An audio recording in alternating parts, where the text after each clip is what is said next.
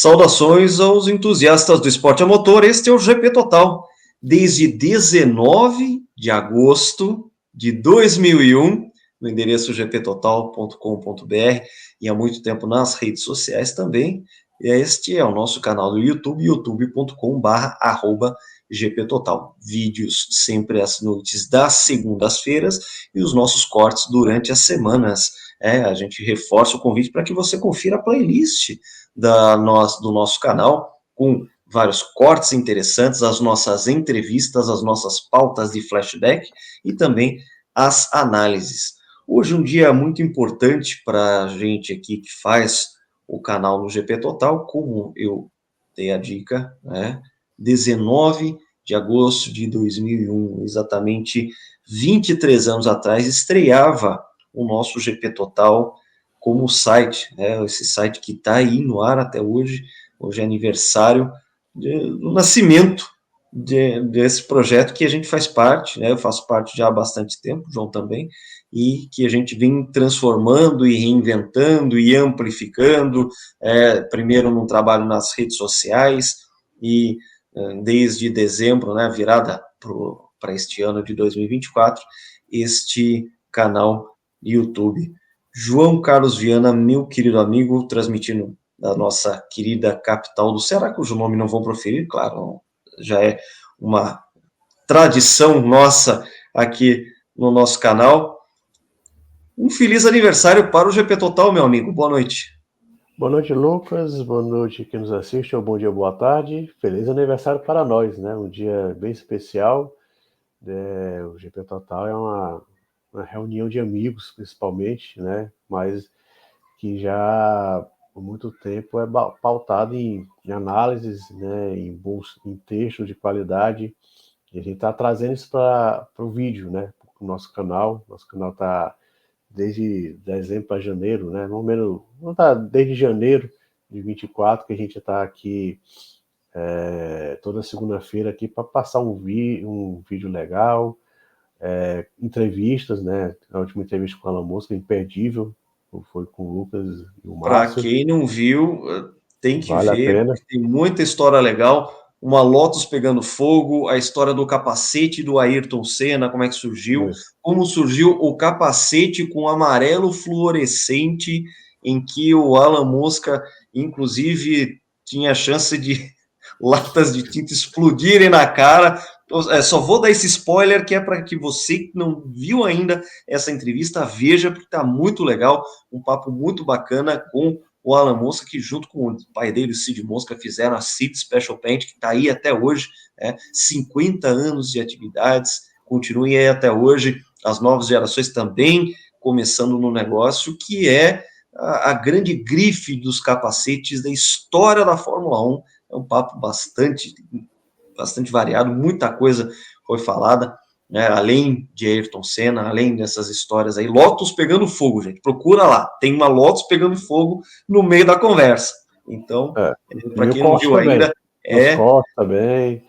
Os cortes bacanas aí, a gente sempre separa os pontos, os highlights, os pontos mais importantes das nossas conversas, a gente joga também no ar, a gente recupera muito material que a gente acumulou durante todo esse tempo aí, alguns áudios imperdíveis, como, por exemplo, aquele áudio do Emerson falando do Porsche do Pablo Escobar, o traficante mais famoso aí da história, narcos e tudo mais.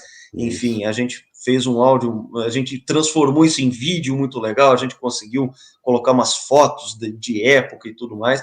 Então a gente está fazendo um trabalho que a gente está gostando muito, e isso, claro, a gente espera que você que está aí do outro lado da tela também goste, porque a gente faz de coração e a gente faz aquilo que a gente gosta. Isso. João, GP Total, fale de GP Total para a gente aqui, a tua relação afetiva, inclusive, com esse site que está no ar há exatos 23 anos e que vai continuar aí muito para frente nesse universo multiplataforma, incluindo, claro, o nosso canal do YouTube aqui. E tudo começou, todos esses vídeos, todas essas entrevistas, tudo começou no site gptotal.com.br, né? E começou exatamente há 23 anos. Eu comecei a acompanhar em 2001, comecei com um fórum, tinha um fórum, tinha para escrever para a gente, e tem que contextualizar, pessoal. Tá aí, Então você lembra desta capa aqui, essa gente? capa, Esta pô, era a primeira apresentação do site GP Total. Olha aí, é o GP Total que nasceu como uma troca de cartas entre jornalistas, né? O Eduardo Correia continuou esse projeto até hoje, é o nosso querido chefe, a gente chama de maneira chefinho, muito carinhosa o Eduardo Correia de chefe, é um chefe que não apareceu aqui nem vídeo, ele ainda vai aparecer, a gente ainda vai dar um jeitinho vamos de convencer, trazer vamos o Eduardo convencer. Correia. Vamos Vamos, convencê-lo a aparecer aqui em vídeo. Ele já deu entrevista para o Jô Soares, mas aqui no canal ele ainda não apareceu. A gente ainda vai convencer o Eduardo Correia. com certeza. Aí, vocês estão vendo aí a parte Pergunta GP Total? Foi ali que a gente começou a perguntar, a gente perguntava ao Eduardo Correia sobre curiosidade de Fórmula 1, sobre as colunas, então comecei ali e tal, e assim como o Lucas, eu era leitor, e com os anos a gente acabou se tornando um dos colunistas, né, com muita honra, com muito gosto. Estou desde 2016, o Lucas há mais tempo, né, mas a gente está aqui muito feliz, né, eu lembro, bem saudoso, bem nostálgico. Eu me lembro dessa capa. Me lembro bem Que eu vou mesmo. colocar lá em destaque inteiro aqui, ó. Era Olha, realmente olha a propagandinha aí, SOS Florestas aí, bem. propaganda WWF, É, toda uma preocupação aí de ambiental. sustentabilidade ambiental e tudo mais. ESG 20 anos antes dessa sigla virar modinha. Exatamente. Então, tudo começou. Nós éramos leitores, né? A gente, além de tratar o adulto, lógico, de brincadeira como chefe, a gente também é fã dele, né? E a gente tá. E o projeto do canal foi da qualidade dos textos do GP Total ao longo desses 23 anos, né? Então, a gente é muito, muito feliz de participar e a gente ganhou amigos, né? Eu estou aqui no Ceará, né? Temos o Lucas aí em São Paulo, né? O Edu também, o Márcio no Rio, vários colunistas estão um pouquinho longe, mas de coração estamos todos próximos, a gente tem conversas diárias, né? Então, e também tem outros colunistas que já passaram, né? Saíram, mas o GP Total, eu sempre falo, é uma referência na internet, na língua portuguesa de Fórmula 1, né? Não é um site nunca foi um site de hard news, né? De notícias diárias, mas sempre de análise de textos, muita gente boa passou, né? E muita gente ainda permanece. Então é muito legal a gente fazer parte dessa família GP Total. Sim, como você disse, minha história no GP Total é um pouco mais longa enquanto colaborador, mas mais curta enquanto leitor. Eu comecei a ler o GP Total em 2013, isso aí era meu primeiro ano de graduação ainda, e era um material que, a partir do momento que você está na universidade, você está com o computador à vontade, você tem internet, banda larga, numa época que banda larga nem era uma coisa comum, né? A gente ainda vivia sob a égide da internet de escada, muita gente só entrava na internet depois da meia-noite, fazia aquele barulhinho, modem, aquela coisa toda. Pintou no sábado depois das 14 horas. Tem isso Então, também.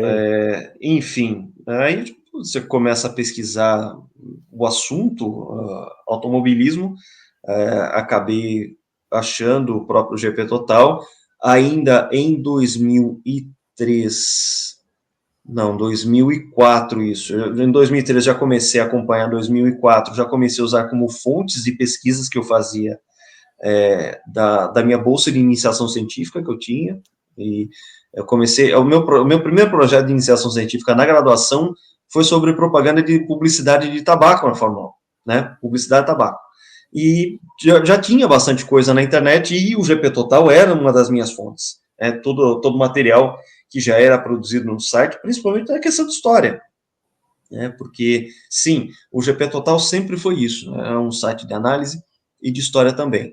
E a minha colaboração para o site começou em 2008, quando ainda tinha aquela sessão de With a Little Help, que você tinha convidados que acabavam participando e contribuindo lá, entre colunas. Eu tenho um texto meio de 2003 lá, nessa parte. Tem, falando das 500 mil de Nápoles de 2003. Eu tenho coluna lá. 2003, vitória do Gil. Vitória do Gil, GeForce Toyota. O Hélio II e Tony III. Brasil Show, então. Show. Já me lembro o texto da capa. Brasil Show, Penske Show. Pois é, esse já é um gancho perfeito para a gente falar sobre o assunto de hoje. Vou colocar aqui no nosso destaque, que é a Fórmula Indy no SBT. A gente teve essa semana a perda do Silvio Santos, que, se a gente fosse resumir a televisão brasileira, a longa e rica história da televisão brasileira em um só nome, ficaria difícil não ser o Silvio Santos. Ele que partiu nesse dia 17, aos 93 anos, começou como comerciante, começou como camelô, todo mundo viu a história dele, as homenagens de todos os canais, né, não só o SBT, a gente vai falar muito do SBT hoje, mas deu para conhecer bastante da história, né, para quem não conhecia a história, conheceu a história do Silvio Santos, para quem já conhecia um pouco da história dele, acabou conhecendo ainda mais, todo o material jornalístico que foi feito, a cobertura que foi feita, vou dizer para você, João, foi feita de uma maneira muito respeitosa, uma maneira de reverenciar o Silvio Santos pelo tamanho que ele tinha, e pelo menos para mim, um cara multifacetado em que sentido?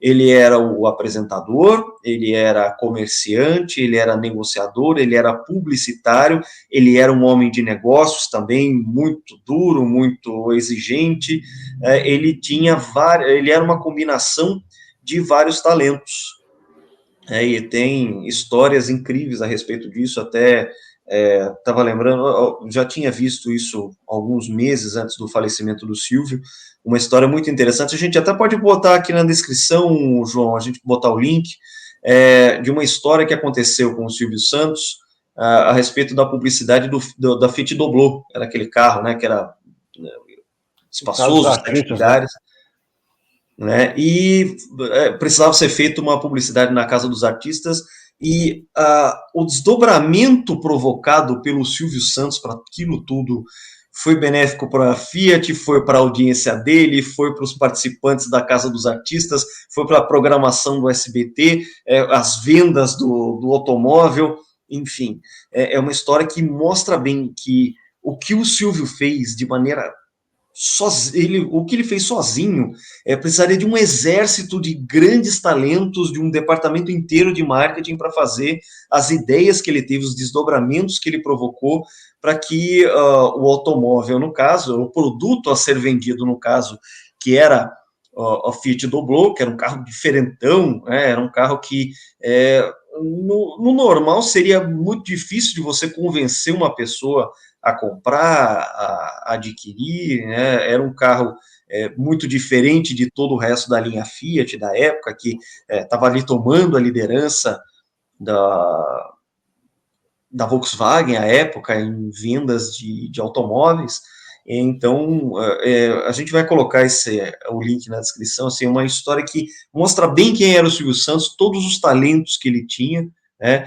E dentre os talentos foi a identificação de um ótimo produto de mídia que era a Fórmula Indy, que depois, na mão dele, virou Fórmula Mundial. A gente vai desenvolver sobre isso, a cisão que teve com o pessoal da IRL, né, o Tony George, etc. e tal. A gente já vai falar da contextualização, né, mas esse é o grande tema de hoje. A gente já, claro, falou sobre o aniversário do GP Total, coincidência ou não, cai nessa segunda-feira de vídeo nosso aqui no canal, mas a gente aproveitou essas férias da Fórmula 1 para também encaixar uma pauta que pudesse falar sobre automobilismo e também prestasse uma homenagem ao Silvio Santos. João Carlos Viana, suas memórias de Fórmula Indy no SBT e, claro, a gente vai contextualizar a própria transmissão da Fórmula Indy para o Brasil, que, primeiro, aqui no Brasil que era o nome Fórmula Indy, nem Indy era, o nome da categoria nunca foi esse, o Fórmula para que se remetesse à Fórmula 1, que era um produto midiático que o brasileiro já estava acostumado, né? Por que eu estou falando produto midiático e não esporte? Porque já é um pacote, né? Um programa de televisão. É um programa que tem vinheta, é um programa que tem geração de caracteres, que tem um narrador, que tem repórter em loco, ou repórter dando informações, tem o comentarista, tem a miríade de câmeras on-board, os microfones para captar todos os sons ambientes, principalmente som do motor. Então, se você junta tudo isso aí e você vê que é um começo e fim de uma transmissão de televisão, a gente consegue entender estes esportes como um produto midiático, e eu já falei isso algumas vezes atrás aqui, em algumas oportunidades no canal, isso não é feito de maneira pejorativa de forma alguma, também porque quando a gente assiste uma transmissão esportiva, principalmente de automobilismo, a gente tem muito mais informação do que você ficar sentado ali na arquibancada só vendo o carro passando na tua frente. A extensão que você tem provocada por uma transmissão televisiva, e hoje em dia a gente ainda tem o live time, a cronometragem em tempo real, que aumenta ainda mais, você tem uma extensão ainda maior de informações à sua disposição para que você acompanhe o desenrolar da corrida e você possa analisar coisas acontecendo ali em tempo real, muitas vezes não dependendo de comentarista para isso, você vê ali a escalada dos tempos, parada de boxe, composto de pneus, enfim, a quantidade de informações é muito grande, então é claro que diante disso não é só mais um esporte, é um produto de mídia que a gente acompanha, é uma transmissão que começa, uma transmissão que tem encerramento ali, sobe crédito, então a gente tem isso, eu trago isso para vocês como conceito, porque é justamente aquilo que chega para a gente quando a gente senta na frente da televisão.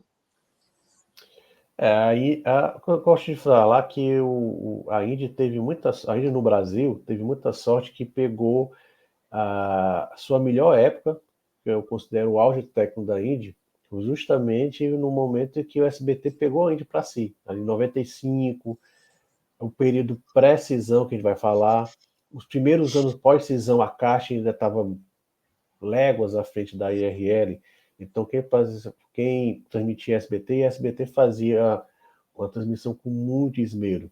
Era impressionante a qualidade de transmissão que havia. Havia o trio que tinha vindo da Manchete, né, que era o Theo José, o EDD Gomes e o Luiz Carlos Azenha, e a gente viu coisas inéditas. Os repórteres, o Luiz Carlos Azenha, ele tinha um macacão do SBT, os pilotos falavam com a equipe de transmissão durante a bandeira amarela. Isso é impossível hoje. Inclusive nas 500 milhas de Nápoles de 95, que foi aquela famosa edição que o Emerson, a equipe pensa que ele não conseguiu tempo, ficou de fora do grid, todos os carros da Penske ficaram fora.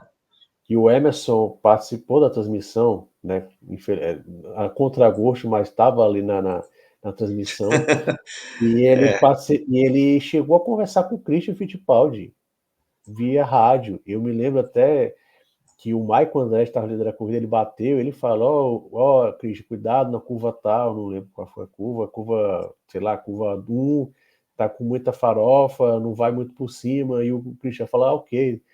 Tipo assim, é uma coisa que é totalmente surreal, né? A gente estava conversando antes de começar a gravar, a SBT tinha câmeras exclusivas, inclusive de helicóptero.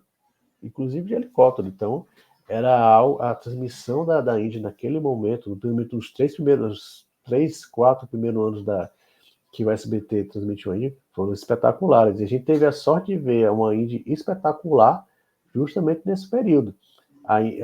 Muita gente, a gente já falou algumas vezes aqui no canal sobre Indy, e muita gente fala, a Indy está num ótimo momento. Mas quando, tudo bem, é uma categoria que tem 28 carros hoje, fala-se até mais equipes entrando, mas se você comparar a Indy em 2024 com 95, pelo amor de Deus, não tem comparação. E eu não falo nem tanto em nome de pilotos, mas vamos lá. Haviam vários chassis, as montadoras investiam mesmo. Meio que pessoal, vocês terem uma ideia, a Honda, ela estava com a McLaren, estava com o Senna na Fórmula 1 até 92, ela saiu e foi para os Estados Unidos para a Indy. Olha como a Indy estava naquele momento. Havia guerra de pneus e havia uma troca de A Firestone geração. estreou em 95. E isso, havia uma troca de geração ali que a gente ainda tinha muito forte. Emerson Fittipaldi, que era um piloto experiente, Bob Rahal, né? Então, havia o Danny Sullivan já estava na descendente. A gente já vinha chegando, né, o Michael Andretti e o Alonso Júnior já não eram aqueles garotos na metade dos anos 80, quando eles chegaram na Fórmula Indy, eram pilotos super experimentados.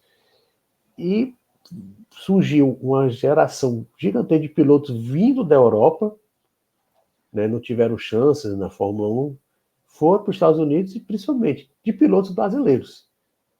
Pois Vários é, eu vou pilotos. até. Então, vamos até colocar a foto aqui, né? Porque vale a pena a gente mostrar a quantidade de pilotos brasileiros que tinha nesse grid, porque a partir do momento que o SBT pega, e a gente já vai voltar, vamos falar um pouquinho sobre Bandeirantes, vamos falar sobre Manchete, mas que é, pegou aí um momento muito.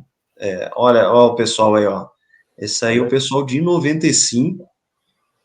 e você olha a quantidade de patrocinadores brasileiros. Porque, vamos contextualizar outra coisa. 95 foi o primeiro ano do Plano Real. Recentemente o Plano Real fez 30 anos, então o dólar e o real era praticamente a mesma coisa, Tava não 1 para havia. 1, o câmbio ainda era fixo. Isso, você vê aí Exatamente. o Marco Greco de Brastemp, você olha o Christian Fittipaldi de Chapecó, o Maurício Gudime de Hollywood, que é uma marca brasileira de cigarros, né? O André Ribeiro com Tang, Ruffles. Então, olha só, o Raul Sadia, tá Sadia. um pouco amassadinho aí, mas ele tá de Sadia também. Vou E, colocar ele então, até. Vou até colocar no destaque cheio aqui. isso. Mas realmente, o Christian de Chapecó, brasileiro BCN, também. BCN, o Gil de falando de Tang ali debaixo entre Penzol e PPG. Então, a economia brasileira estava muito forte. Então, proporcionou ter 7 pilotos brasileiros, né, na Indy, e alguns pelo de ponto. O Emerson, né, como eu te falei, né, a gente falou aqui, o Emerson já era um piloto experiente, já vinha de Aqui, ó. 1990 na Penske, né? Aí você vê Pegando todo o mundo aqui. O André Ribeiro de Kibon, Ruffles, que também era por causa do Sadia. mercado brasileiro. Aí você vê o carro do Christian, só para um pouquinho para a direita, o carro do Christian, para vocês terem ideia, era um carro verde e amarelo. Era a Mas bandeira do você, Brasil. você via, você via o carro de cima, era um carro da bandeira do Brasil. Então, assim, e a SBT teve essa sorte, né? Sorte assim, entre aspas, né? E tu falou que tanto o Silvio falava muito que tinha 10% de inspiração, 90% de transpiração, né? E os vencedores fazem a sua sorte, e o SBT teve a sorte de ter essa grande quantidade de pilotos brasileiros e pilotos brasileiros de muita qualidade. O Christian vinha da Fórmula 1, o Gil de ótimos anos na Fórmula 3000, o Maurício chegou um pouquinho antes, acho que ele estreou, se não me engano, em 93, já no meio da temporada, em 93, vindo da Fórmula 1. Né? Então, assim, o Emerson Fittipaldi dispensa maiores apresentações. O Então, Raul Boesio era campeão de marcas, vinha também isso. da Fórmula 1, né, é ex-piloto da Fórmula 1. O Emerson, Não, claro que em tem essa. 93, aquele, né, o Raul já deu uma entrevista aqui pra gente. Ele até pra ter vencido as que também de Nápoles em 93, a corrida era dele, até um Costa. Ele fala, a corrida era minha. E ele, por muito tempo, em 93, ele brigou junto com o Emerson, com o Mansell. Sim, Era, sim. até a metade do ano era os três brigando o Real não chegou a vencer corrida, mas ele estava sempre brigando pelas primeiras posições. E era Emerson, Mansell e Raul Boesel. Então, eram pilotos muito fortes. O André Ribeiro, ele fez até antes de ir para a Indy, fez a carreira dele na Europa, e ele foi para a Indy Lights em 94 e estreou em 95 com a Fez equipe uma boa Tasman. temporada de Indy Lights. Isso, uns concorrentes dele era até o Greg Moore. Aí em 95 o Greg Moore foi o campeão disparado, assim, aí depois ele foi para a Indy. Mas ele chegou a correr com o Greg Moore na Indy Lights, o André Ribeiro. E ele subiu com a Tasman, era a equipe Tasman na Indy Lights, né? E aí ele foi para Uhum. a Indy com a equipe Tasman. Né? E tem o nosso Marco Greco, né? Nosso John Surtees. Era um piloto que sempre ficava nas últimas posições. Também nunca pegou grandes equipes, né? Então, ser justo. Não, Né? não, não teve chance, O grandes chances Greco, na Indy, não, não teve. é, De fato, ele correu com o equipamento que tinha e é, pronto. Né? e a gente fala isso de John Surtees porque, para quem não sabe, o Marco Greco ele teve uma grande carreira na moto velocidade. Chegou quase ir para o Mundial. Aí foi para as quatro rodas e fez a sua carreira. Ele foi, logo, rapidamente foi para os Estados Unidos e passou um bom tempo, boa parte da sua carreira em quatro rodas nos Estados Unidos, mas realmente ele não chegou a ter grandes equipes à sua disposição, e por isso que ele sempre foi piloto de rabeira. Até, quando ele foi para a IRL, né? A IRL 96, a gente vai falar um pouquinho aqui. Era. Desculpa, vou usar uma palavra meio forte, mas não era muito diferente de uma várzea, não, né? Os primeiros anos de IRL. Ali era resto de equipamento, resto de piloto, É, mas veja que coisa, né? Eles fizeram o trabalho correto a ponto é, de passarem a kart. atropelou a caixa, né? Atropelou a caixa. Atropelaram, então, começaram com o resto. Era resto de É, piloto, resto de equipamento. Era exatamente isso. Era resto de motor, resto de chassi, resto de piloto, mas foram lá, fizeram um campeonato, fizeram depois um chassi horrível, parecia uma coisa amadora, aqueles chassis é, de 97 em diante, a era IRL nos terrível. primeiros anos era terrível, era um negócio feioso mesmo, né? Mas Porque a eles se Mauro, aproveitavam dos Reinhardt que tinham sobrado da kart. Aí eles inventaram de fazer um chassi próprio ali, um regulamento com chassi próprio, aqueles motores Panos, V8 crossplane que tinha um barulho muito estranho e não era bonito, não era como um Cadillac da e WEC, era, por exemplo, que é uma. um motor de bloco de carro de produção, era um negócio era muito amador a IRL no começo. Então a kart que, que a SB Tinha um transmitia era refinamento técnico muito grande, muito realmente. maior de piloto, tempo de equipes. A gente vai falar, nesse momento, a gente está vendo o Emerson aí no meio entre os brasileiros, né? Ele estava na Penske, mas a Penske, nesse período entre 95 e 2000, foi um período muito turbulento, né? Foi talvez um dos piores momentos da Penske na Sim, sua história. Em 95 a 99 foi bem complicado. Acho que 95, sim. 96 o Alceu Júnior ainda brigou pelo título, meio que pelo talento do Alceu Júnior, estava no auge ali, tinha vencido 94 com uma grande dominância, mas 97, 98 foi ladeira abaixo. João, acho que vale a pena a gente contextualizar um pouco as transmissões da Indy para o Brasil, né? Claro, com o interesse criado pelo Emerson Fittipaldi entrando na categoria, depois ele já imediatamente se mostrando competitivo. Ele, para quem conhece um pouquinho da história do Emerson nessa carreira dos Estados Unidos após o fechamento da equipe Fittipaldi no fim de 82, em 84 ele começa a fazer corridas na Indy com um carro cor-de-rosa, e só que ele vai bem e desperta a atenção do Pat Patrick, que era dono de uma das melhores equipes da época. O Emerson começa a correr bem já em 85 e começa inclusive a ganhar corridas, a ponto de 89 a gente ter aquele auge, que foi a primeira vitória do Emerson em Indianápolis, e o título dele pela Patrick Racing, usando o chassi da Penske. Foi aquele arranjo em que o Emerson poderia usar um chassi Penske como cliente, mas depois, em 1990, ele passaria a ser piloto da Penske, envolvendo inclusive negociação do patrocinador. A Marlboro iria da Patrick para a Penske, isso de maneira definitiva, e o Emerson passou essa primeira metade da década de 90, incluindo a ótima temporada de 93, como piloto Penske. Né? No primeiro momento foi Bandeirantes, isso aí na figura do Luciano do Vale, né? E a gente, João, o volante agora é teu. Eu levantei o dedo, o Lucas. Você sabe que o Emerson substituiu na Patrick?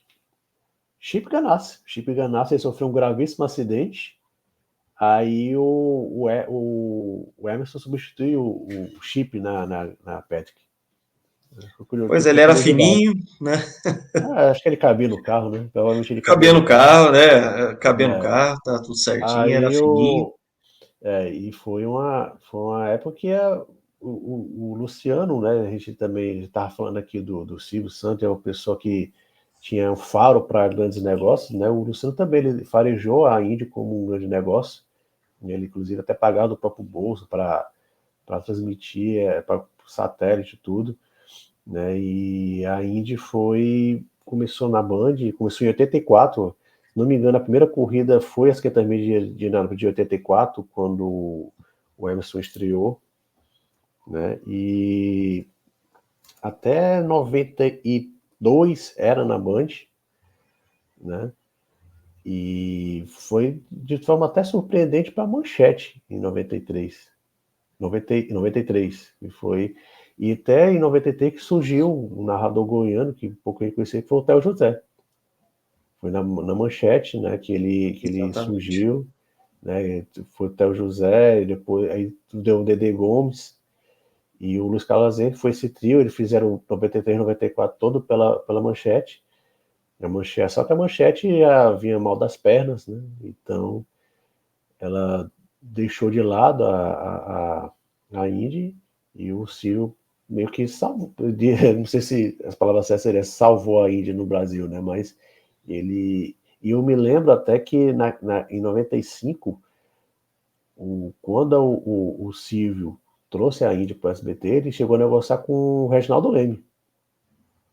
Ele chegou a negociar com o Reginaldo Leme para ser o comentarista da Indy, né? É importante contextualizar, porque 95 foi justamente o ano posterior à morte do Senna. Então, a Fórmula 1 estava assim, um pouquinho baixa no Brasil, né? Todo aquele trauma. Eu me lembro que eles falavam muito, o Rubinho deveria ir para a Indy para tentar vitória. Principalmente quando o Christian foi. O Christian ele foi muito. Eu sempre bato nessa tecla, ele foi muito novo para a Fórmula 1. Ele tinha 23 para 24 anos apenas. Ele era muito jovem, ele talvez tivesse um pouquinho mais de lenha para queimar na Fórmula 1, mas ele preferiu ir para a Indy, né?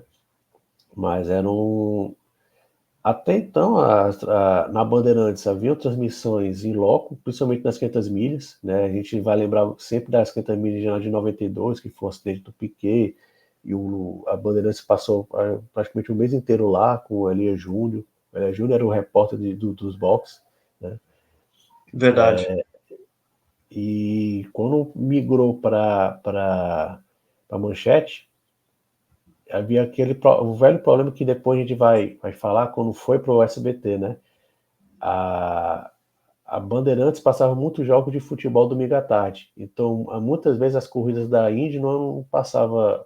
Eu me lembro que no final da década de 80 você tem muitos vídeos no YouTube, são VTs de corrida narrado pelo. Agora me faltou o nome que está até comentando na ESPN agora, o Edgar Melo Filho. Ah, sim. Você tem muita corrida que é VT, porque a Bandeirantes passava jogos de futebol à tarde. Aí quando foi para a Manchete, melhorou isso, mas a Manchete já estava bem mal financeiramente e o SBT pegou em 95, começando uma transmissão muito, muito, muito boa. A questão aí é que em 95, justamente em 95, entrou toda essa galera, né, que a gente acabou de mostrar aqui, que realmente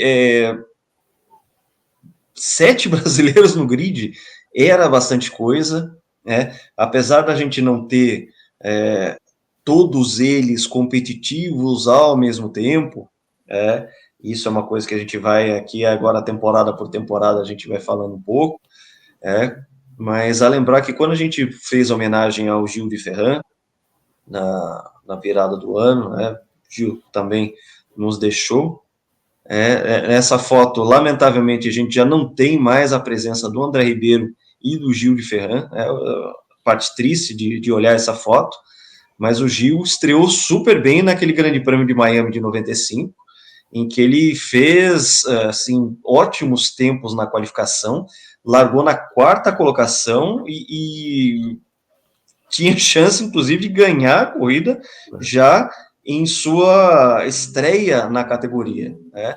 Ele passou aí por um período um pouco mais turbulento durante a temporada, alguns acidentes que bateram nele, e Paul Tracy na parada, a gente pode falar... Scott Pruitt em Cleveland, que estava liderando a corrida inteira, estava disparado. Também, então... Scott Pruitt retardatário bateu no Gil. E só falando um pouquinho da qualidade da Indy, pessoal, quem venceu essa corrida em Miami foi Jacques Villeneuve. Jacques Villeneuve tinha sido o Hulk e o novato em 94. Em 94, verdade.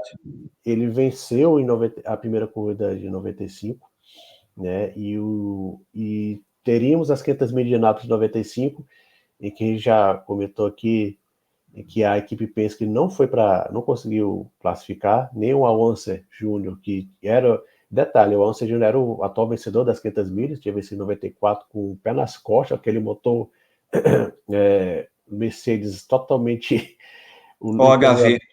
O Lucas adora esse motor, e ele não se classificou, e já que ele venceu as 500 milhas de Indianápolis. Então, o nível da Indy era muito forte. O Paul Tracy, ele estava na Newman Haas, era o companheiro de equipe do Michael Andretti, né? O Mario Andretti tinha se despedido da Fórmula 1 de alguns anos, 93, se não me engano, foi 93 ou foi 94, o último ano do Mario? 94... Foi 94.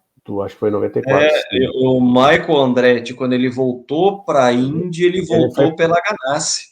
Exatamente. Aí a equipe Newman Haas era Mário e o Nigel Mansell.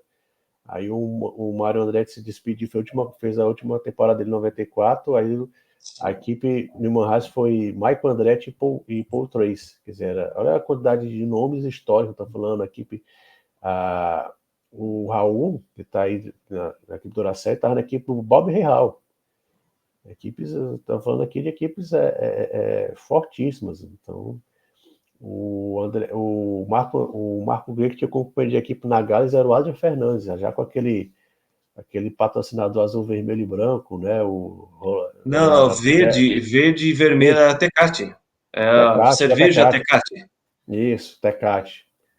Sabe que a gente até chamava, aqui em casa, a gente até chamava ele de Adrian Tecate, porque ele sempre foi patrocinado pela cerveja lá.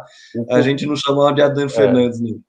O companheiro de equipe do Christian era o Rob Gordon, na equipe Walker, que tinha aquela Valvoline belíssimo. Então, o nível da Indy 95 era altíssimo, assim, em termos de piloto. E então, tinha chassi Penske, tinha chassi Reina, tinha chassi Lola.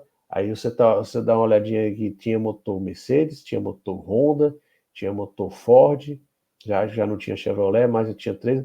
Aí em 95 entrou Firestone. Então, olha a quantidade de players. De combinações, né? Eram muitas as combinações. Muita gente ainda lembra assim, das combinações. A equipe tal corria. Eu me lembro que a equipe Patrick era Lola Ford Firestone. Eu ainda lembro isso aqui, até uma loucura. A equipe Ganassi era Brian Herter de Milwaukee. Depois, em 96, começou um domínio da equipe Ganassi, mas em 95 foi o primeiro ano do SBT. Foi um ano já com vitórias brasileiras, tivemos 3 vitórias brasileiras, né? O Hélio não, sempre estou falando aqui, o Emerson teve sua última vitória na Indy em 95 em Nazareth, acho que foi logo depois Ele sempre andava bem em Nazareth, foi, sabia bem da pista, o Emerson. isso, foi até um ou duas coisas depois da frustração em Indianápolis, né? O Emerson teve um ano muito difícil em 95, não foi um ano fácil para ele.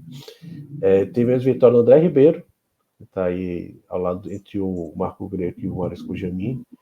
Ele venceu uma corrida em New Hampshire, já no final do campeonato, e por último o Gil venceu o Laguna Fechando Seca, o campeonato, vencendo em Laguna Seca. que deu o título do Jacques Villeneuve. Ele estava brigando com o Alonso Júnior e com o Michael Andretti. Acho que era só o Alonso, o Michael Andretti foi no ano seguinte.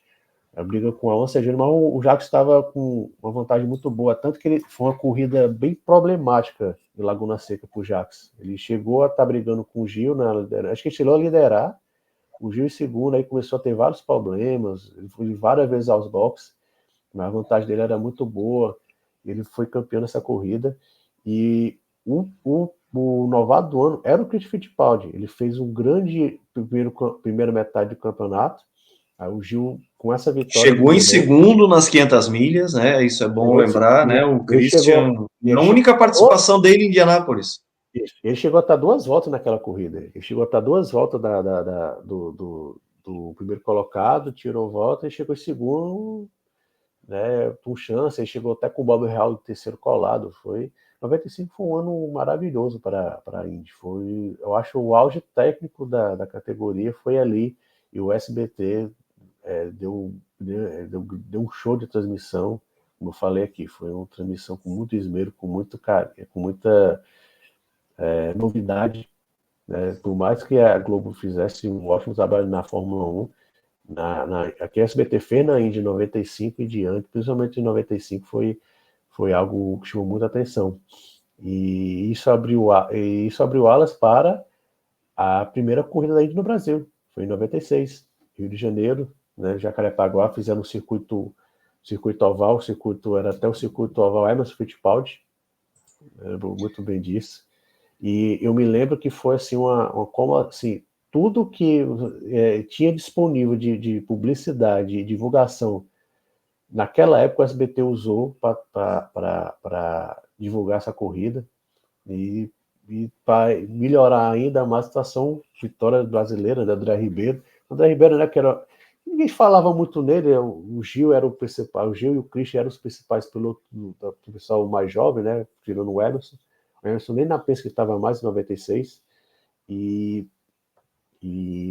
a Rio 400 foi um sucesso estrondoso, foi uma corrida inesquecível naquela edição.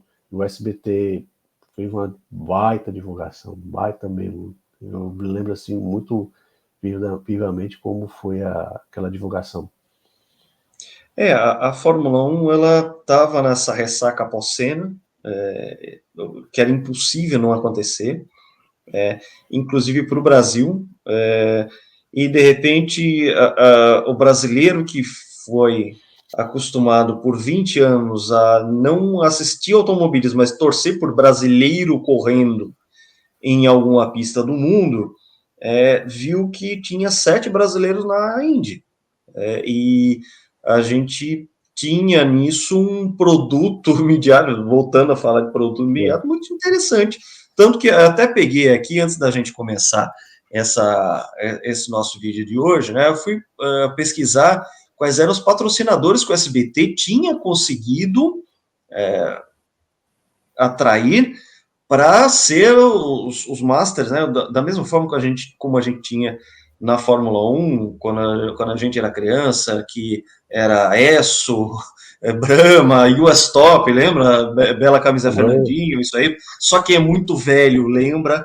Enfim, eles conseguiram cota de patrocínio da Brahma, do sabão em pó da Bombril, que chamava Quanto, que era um concorrente direto do Omo, né, a Bombril fazia muita propaganda nessa época na televisão, eles lançaram um sabão em pó para concorrer com o Omo, que sempre foi a marca top of mind, né, do segmento.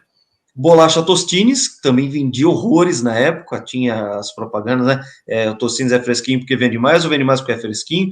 Eu não gostava. Mitsubishi. Eu não gostava de Tostines, não. Eu gostava dos biscoitos da São Luís Nestlé. Rainha System, que era tênis maravilhoso. Eu passei minha adolescência inteira em cima de Rainha System. Tinha aqueles amortecedores de aquelas borrachinhas transparentes ali, coloridinha. Eu adorava tênis novo, que eu já pegava elas, instalava. Você tinha níveis diferentes de maciez da pisada, de acordo com as borrachinhas que você usava. Adorava aquilo, achava o máximo. E a Rainha foi muito tempo patrocinador da Fórmula 1, na década de 80. Da própria Fórmula 1 também. Tinha a Rainha, foi muitos anos. Rainha também, um pouco mais para frente, o Westop já tinha parado. E o creme dental Signal também era o creme dental de época ali. A liderança dessa época era do creme dental Colinos, era o que mais vendia à época. Só velho vai lembrar dessa marca também. Enfim, mas tinha essa marca Signal, que depois sumiu no mercado também, não sei o que aconteceu, mas era anunciante. A gente está falando de 1995, né? A gente está falando de um belo de um tempo atrás. Aí a gente está falando de quase assim, 30 anos, 3 décadas. Muda muita coisa, muitas marcas vêm e vão, algumas continuam aí, com a própria Brahma, que depois teve um investimento nos carros. A gente falou brevemente sobre isso na entrevista muito legal que a gente teve com o Raul Boesel. Ele falou um pouco sobre essa época do Brahma Sports Team. Ele, inclusive, o Raul usou o carro número 1, que era a publicidade da Brahma à época, e tudo para dar certo, acabou não dando certo, um negócio que até o próprio Raul lamenta muito, porque era a estrutura da Green, né, que era atual campeã, ela usava o número que tinha sido campeã com o Jacques Villeneuve, tinha tudo para dar certo ali, acabou não dando certo, muitas quebras, muito problema de confiabilidade, que acabou minando uma temporada que seria muito legal para o Raul Boesel, logo depois, em 96, né, a gente já está falando aí do ano em que o André Ribeiro ganhou aquela corrida inaugural no Rio de Janeiro. Aquilo ali foi um acontecimento, né, João? Até porque uma coisa que ficou muito impactada na cabeça de todo mundo foi quando o André Ribeiro pegou a bandeira brasileira no pódio, abriu ela, a bandeira atrás dele, né? Aí a gente viu um cara ali, boné, com cabelo saindo do boné, assim, aquele macacão vermelho. Não tinha como não fazer uma associação com o que a gente tinha visto tanto tempo atrás com o Ayrton, né? 2 anos depois só. 2 anos depois tinha visto. Só. Estava recente ainda. E aquilo ainda estava recente na cabeça de todo mundo. Então, foi uma vitória para também lavar um pouco a alma, principalmente essa de 96 do Rio de Janeiro, e claro, teve uma tremenda repercussão, tem um tremendo do Ibope para o SBT, numa época em que o SBT tinha uma concorrência direta, provocava a Globo de maneira saudável o tempo inteiro. Para quem pôde acompanhar aí essa sequência de homenagens ao Silvio Santos, lembrou-se daquela campanha publicitária genial que falava que o SBT era líder absoluto do segundo lugar, e era mesmo, né? A gente tinha a Globo liderando toda a faixa de horário, mas o SBT ele constantemente na segunda colocação à frente das outras emissoras de TV da época, a TV Record, a Bandeirantes, TV Cultura e Manchete. Ainda Manchete. Enfim, a própria Manchete, que fez, assim, os últimos suspiros da Manchete. O que a gente lembra, né? A novela Pantanal, que foi um grande sucesso, Cavaleiros do Zodíaco, que foi uma grande sacada comercial. Eu estava lembrando só disso, Cavaleiros do Zodíaco. A única coisa da Manchete que eu assisti é Cavaleiros do Zodíaco. E o último dos últimos suspiros, e você vai lembrar disso, João, foram as partidas do Guga Kirten, Gustavo Kirten, que quando ele ganhou o Roland Garros, em 97, quem transmitiu foi a Manchete. Só manchete, era exclusivo. Com o Viotti.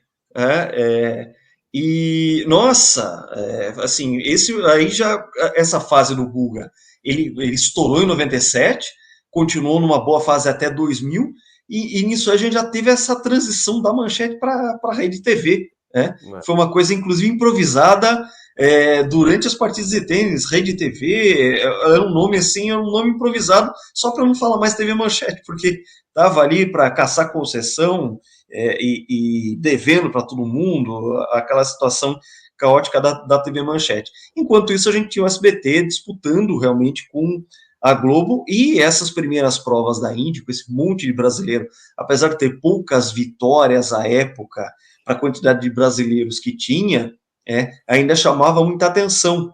Ao mesmo tempo que a gente tinha um cara chamado Gugu Liberato tentando fazer lá o tal do Domingo Legal contra o Domingão Faustão, né, João? E a gente... O que acontecia o que o SBT, a estratégia da SBT era meio que o que a Globo tinha, ela queria ter também. Então, ela investiu muito em novela, né? Sempre tinha muita novela no SBT, né? Não é apenas novela mexicana, novela de produção própria, né? Jornalismo, e também começou a investir no esporte. A Fórmula Indy era das pontas de lança. Tinha a Copa do Brasil, a gente voltando a 95, o SBT investiu forte na Copa do Brasil.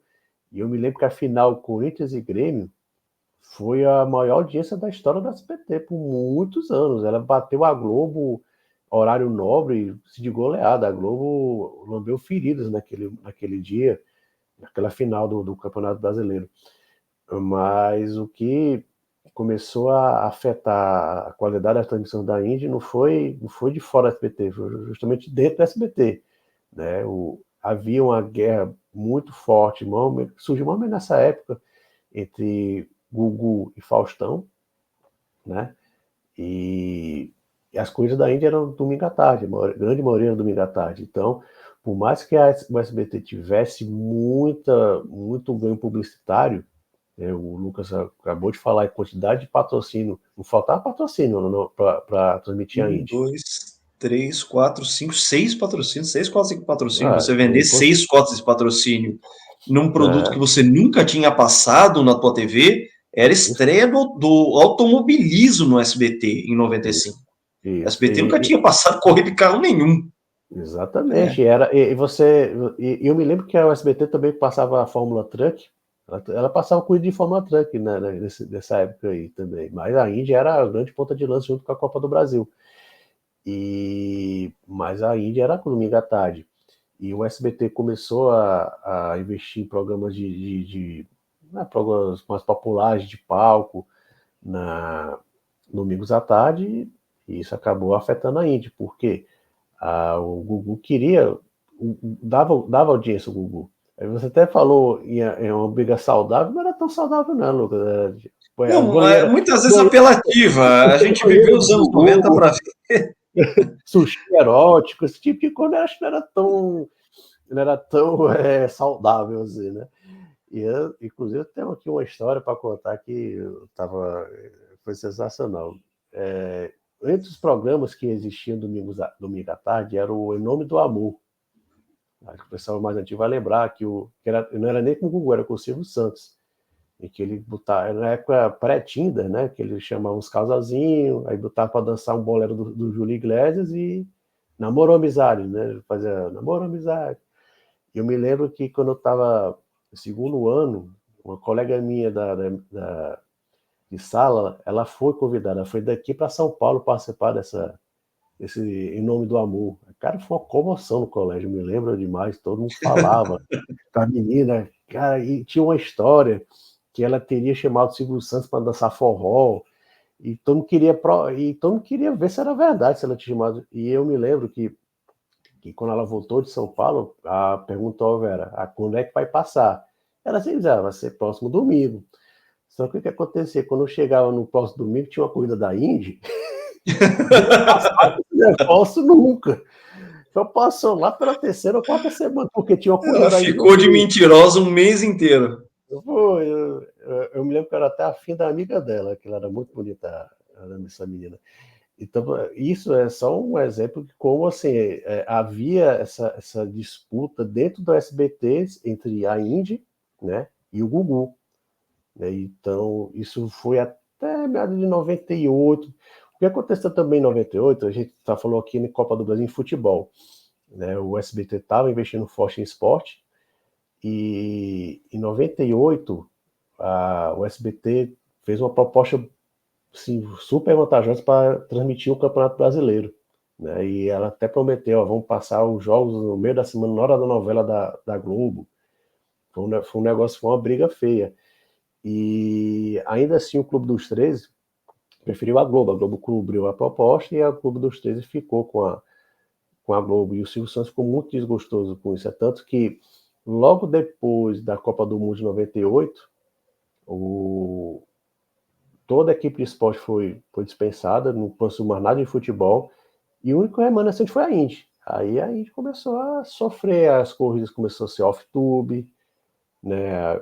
E 98 foi o último ano que a gente teve corridas, foi a temporada inteira ao vivo, mas foi a última, infelizmente. A qualidade já tinha caído muito de 97 para 98, né? Mas foi muito uma rivalidade interna. E a Indy, né, a gente também não pode deixar de falar, né?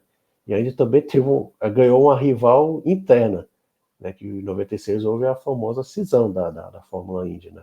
A gente falou tanto em quem está em Indianápolis em 95, quem está em Indianápolis em 96 foi, de novo, um tremendo uma várzea de pilotos ali, como você falou, resto de equipe, resto de equipamento, resto de piloto.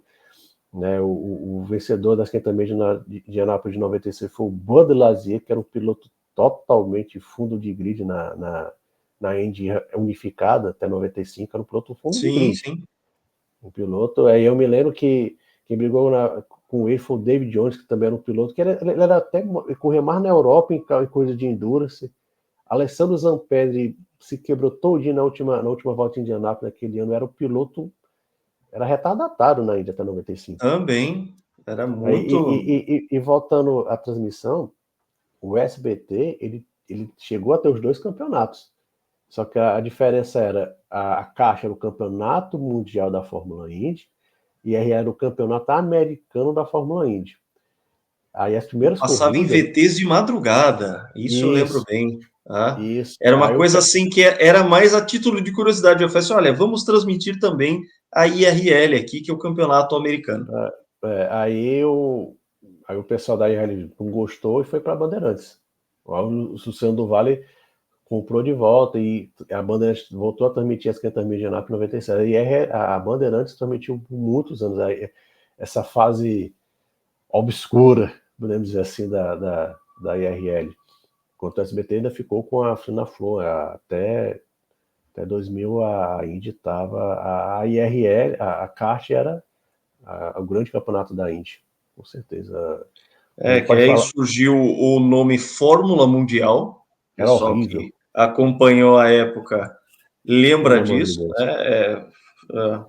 Eu não sei o que é pior, mas enfim, era um nome que era para diferenciar da Indy, que ficou o nome Indy, ficou para IRL, afinal de contas eles correm em Indianápolis, foi decidido inclusive de maneira judicial que o nome Indy ficaria com o grupo do Tony George, que era IRL, e depois E aqui no Brasil tornou-se também, e aqui no Indy Brasil, mesmo. e aqui no Brasil também, acho que foi para a justiça, para Sim, a não pôde IRL, mais ser não, usado, a e aí Fórmula Indy é na IRL, não podia usar a Fórmula Indy na kart. surgiu esse nome, Fórmula Mundial, essa marmotagem toda aí.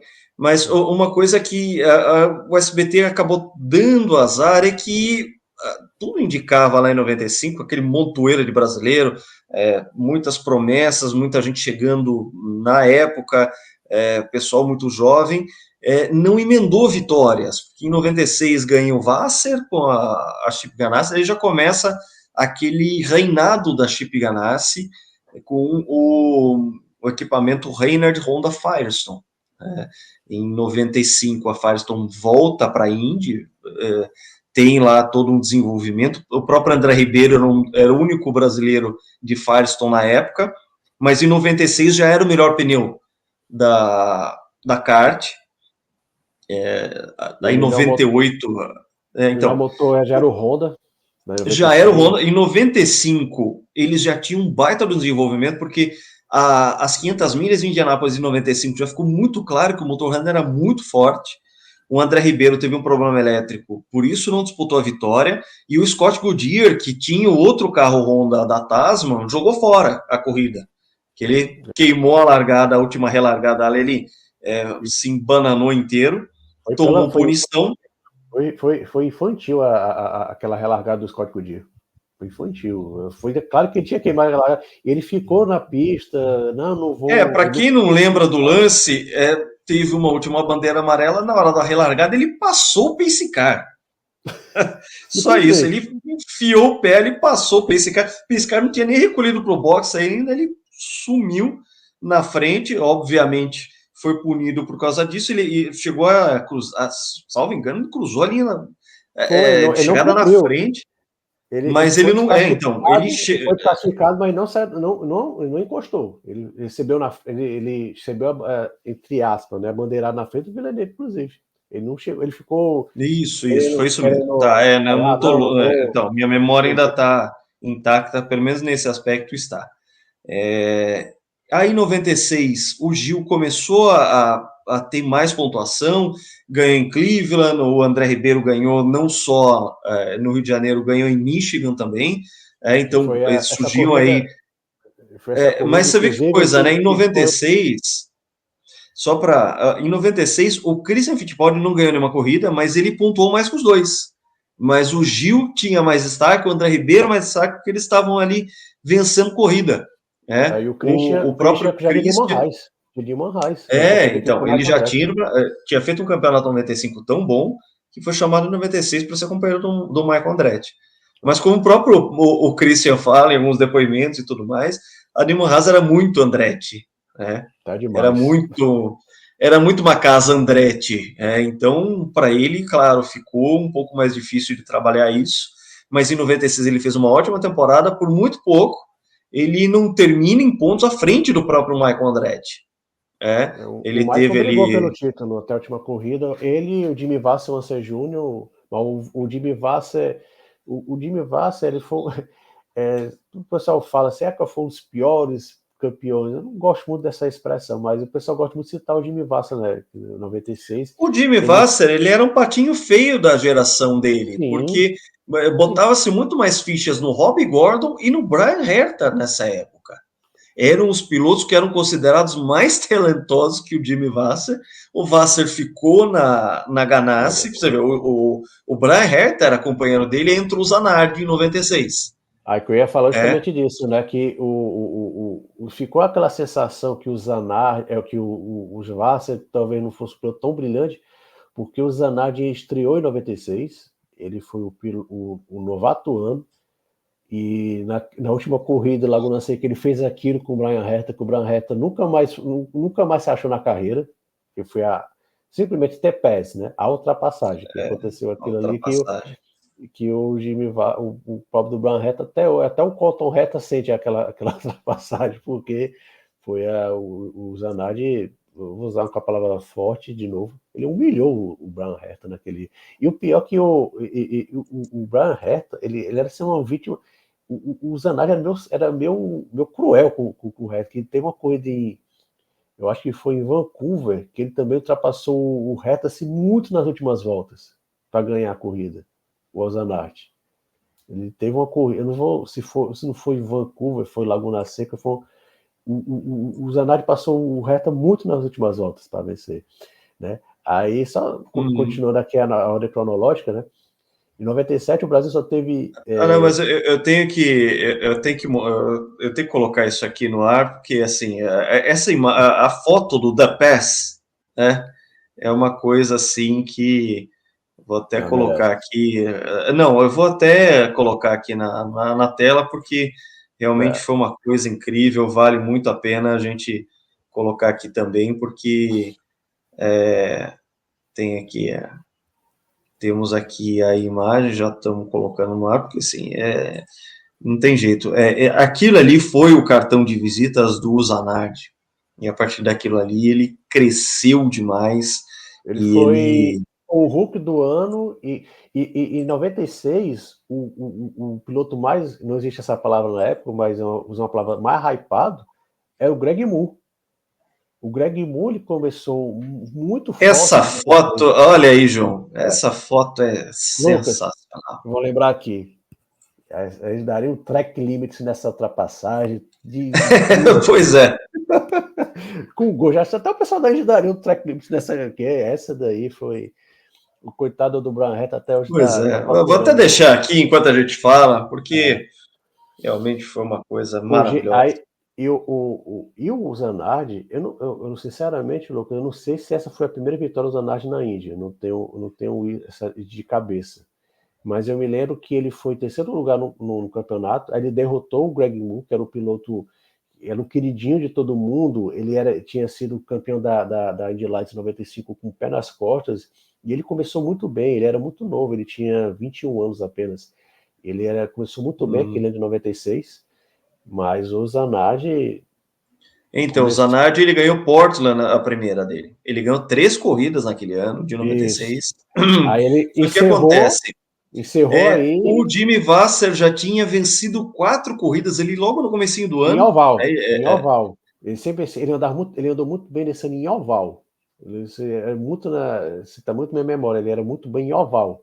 Em misto ele já tinha muita dificuldade, o Jimmy Vasser. Então, mas aí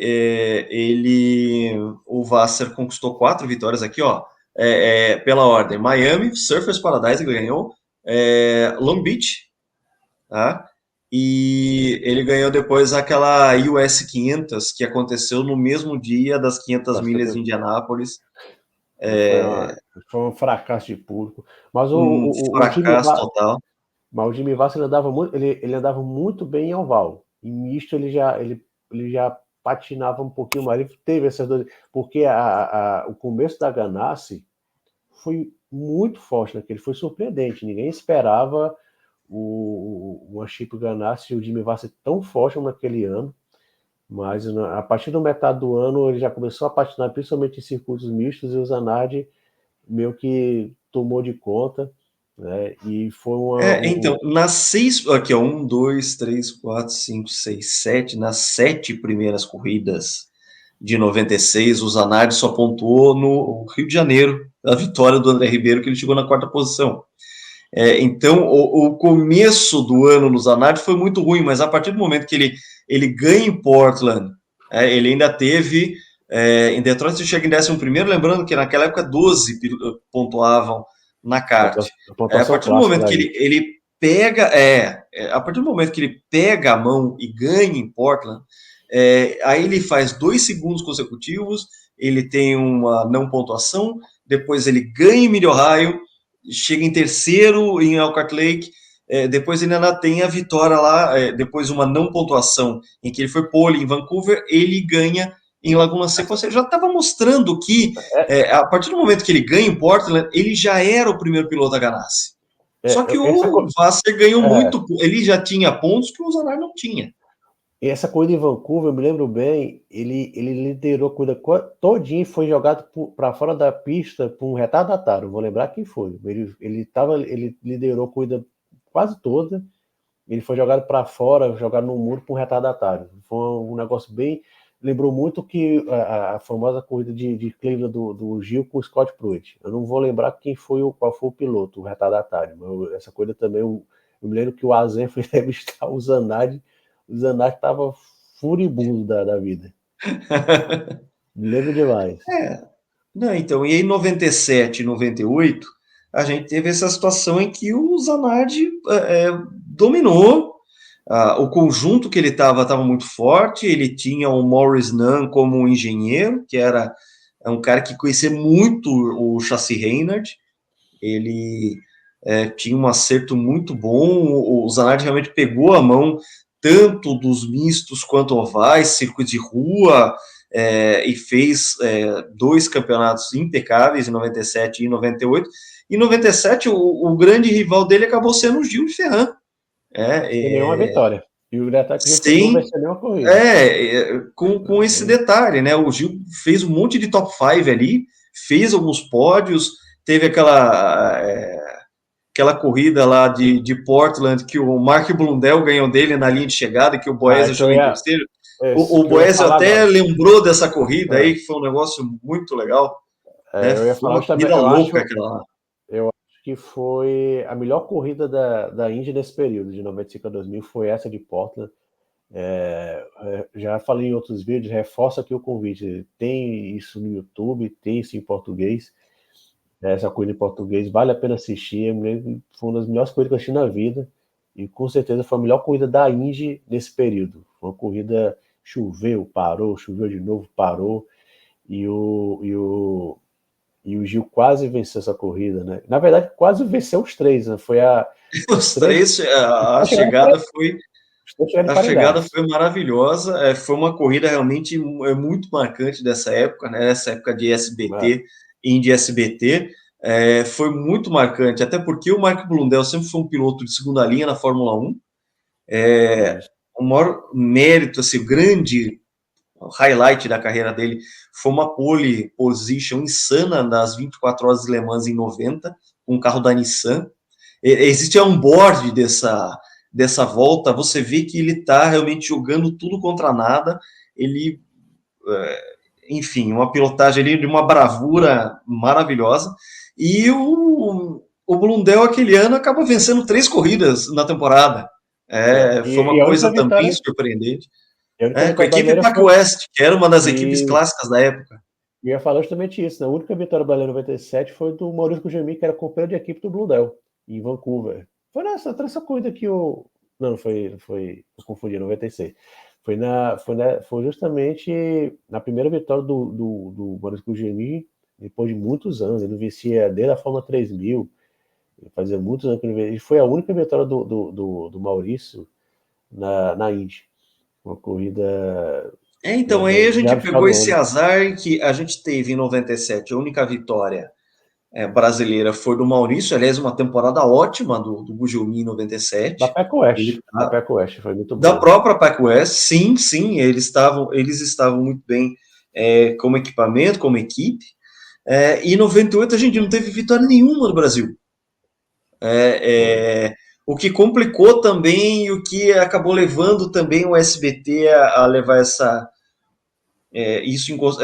a gente não tem como tirar isso da equação. Que o SBT certamente levou isso em consideração, que os brasileiros não estavam numa boa fase, coisa que melhorou muito em 99 e ia melhorar ainda mais em 2000, não só com o próprio título do Gil de Ferran, mas ali o destino do SB, da kart, né? No SBT já estava selado. Isso. Mas a gente teve ali um 2000 muito interessante. A gente estava aqui antes, né? Antes da gente começar aqui o vídeo de hoje, a gente estava relembrando quanta coisa aconteceu. Em 99, isso é uma coisa muito interessante. O Brasil já foi vencedor da Copa de Nações da kart. Mesmo que em 99 o título tenha ficado com o Juan Pablo Montoya, que era o estreante da categoria, a gente sabe o talento que o Montoya tinha, a gente teve a maior pontuação foi de pilotos brasileiros, porque a kart instituiu isso em um determinado momento em que começaram a chegar mais pilotos estrangeiros, ela própria tentou um processo de internacionalização que não deu muito certo, e acabou sendo o começo do fim para a kart, ela virou, inclusive mudou de nome para Champ Car, e a IRL tomou conta e IndyCar virou, a IRL virou IndyCar, e a virada de chave fica muito clara, principalmente em 2003, mas o Brasil ganhou em 99, já a Copa de Nações à frente dos Estados Unidos. E como é que funcionava isso? O primeiro piloto de cada nação era o piloto pontuante desse campeonato. E o Brasil, com o número de participantes que tinha lá, em 99 já tinha passado os Estados Unidos, e é uma coisa que ficou ainda mais folgada no ano 2000, quando a gente teve vitórias de Gil de Ferran, vitória de Hélio Castro Neves em seu primeiro ano de Penske, aquela emblemática vitória do Roberto Moreno em Cleveland, pela equipe Patrick, aquele carro prata e preto do Moreno, foi uma das vitórias. Essa época da SBT, eu sempre fui um cara muito SBT. Enquanto criança, eu gostava muito de assistir TV Cultura e assistir os desenhos, a programação infantil de SBT, Chaves, nem se fala. E eu tinha um carinho muito grande por essas corridas transmitidas pelo SBT da Indy. Eu falar para você, eu curtia mais, eu ainda estava naquele luto de Ayrton Senna em 94 e em 95. Eu só fui realmente me recuperar de Fórmula 1 e ter um interesse assim maior. Para vocês ter uma ideia, eu pouco lembro assim memória das corridas de 94 da Fórmula 1. Eu assistia, mas não ficou na cabeça. Ficou a decisão da Austrália, lá, Adelaide, o Schumacher jogando o carro em cima do Damon Hill. Mas pouco ficou na minha cabeça, 94, 95, 96, algum interesse por causa do Jacques Villeneuve, que a gente já conhecia por causa da Indy. Ele tinha sido o melhor estreante em 94, ele foi campeão da Indy em 95 e foi para Williams em 96. Foi uma época, inclusive, de muita efervescência, né? De Indy vai para lá, Indy vai para cá. O Michael Andretti foi para a Fórmula 1, não deu certo, mas o Jacques Villeneuve deu certo. O Mansell foi campeão em 92 na Fórmula 1, foi para a Indy em 93, foi o único piloto da face da Terra a ter os títulos de Fórmula 1 e Fórmula Indy ao mesmo tempo, porque o próximo tinha conquistado o título em 93 ainda. Então o Mansell foi o único ser do planeta a fazer isso. Ele era campeão das duas categorias, dos dois lados do Atlântico ao mesmo tempo.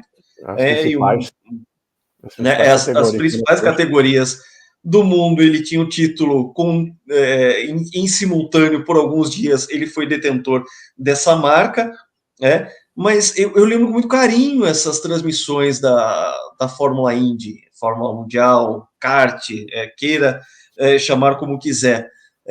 A própria música icônica que a TV Cultura conseguiu recuperar, né, conseguiu os direitos para poder tocar. Então, a gente também, toda vez que tem transmissão da Índia na TV Cultura, com o competentíssimo Jefferson Kern, um abraço para ele, ele foi super gentil, a gente encontrou ele em Interlagos, lá nas 6 horas de São Paulo, é um cara muito... um cara que a gente também quer trazer aqui no canal para entrevistar, ele falar um pouco de Indy também, traz essa música e traz essa memória afetiva desse tempo de kart, que era essa diversidade de engenharias, guerra de pneus, ótimos pilotos, muitos pilotos estrangeiros. Nessa época também surgiu nomes como o próprio Dario Franchitti, que depois conquistou tantos títulos de Indy, o próprio Michael Andretti andando na sua...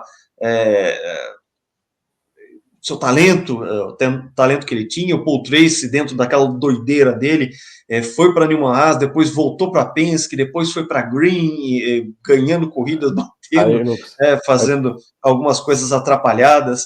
Eu só lembrar de uma pré-separada do Paul Tracy, não sei se você lembra daquela corrida em Houston, 98, em que o Paul Tracy e o Dario Franchitti quase bateram, só que o Paul Tracy abandonou, e o Franchitti estava brigando pela primeira vitória, continuou na pista e venceu. Então, eu lembro que foi uma corrida de muita chuva, e o Paul Tracy quase sai no tapa com o chefe de equipe dele.